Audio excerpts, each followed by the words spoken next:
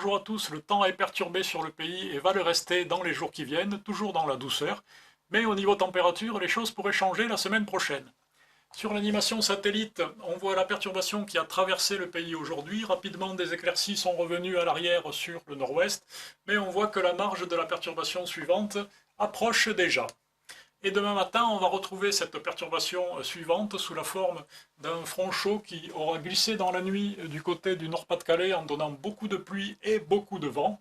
Et on retrouvera donc demain matin des pluies continues sur les régions du nord et du nord-est avec des rafales jusqu'à 100 km/h de vent de sud-ouest sur le Boulonnais.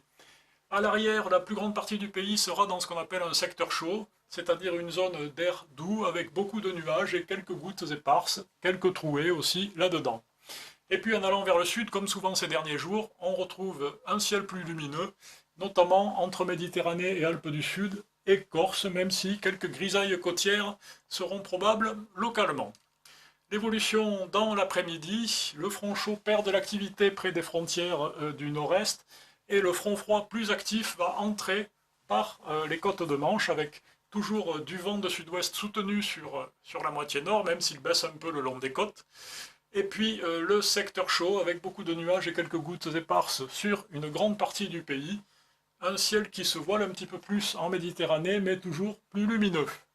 Côté température, en contraste avec des valeurs très douces sur le nord-ouest, entre 8 et 11 degrés déjà au lever du jour, c'est un petit peu plus bas ailleurs. Et puis il pourra y avoir quelques gelées, notamment dans les préalpes du sud, dans des vallées comme à Digne-les-Bains. Dans l'après-midi, c'est toujours assez nettement au-dessus des normales de saison. Les températures atteignent ou dépassent les 10 degrés sur la quasi-totalité du pays. Pour les 2 jours suivants, vendredi, on retrouvera la perturbation entre le sud-ouest, les Alpes et l'Alsace. Elle donnera un peu de neige sur le relief, elle sera plus active dans sa partie est. À l'arrière, une traîne avec des averses, mais un temps plus sec qui se met en place entre Bretagne, Pays de Loire et Île-de-France. À noter toujours du vent, notamment près des côtes de Manche, et toujours de la douceur. Pour samedi, une nouvelle perturbation plus active va entrer et onduler sur la moitié nord du pays.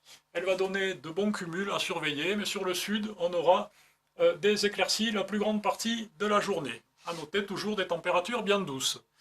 Et puis dimanche, la perturbation, on va la retrouver entre le sud-ouest, les Alpes et l'Alsace.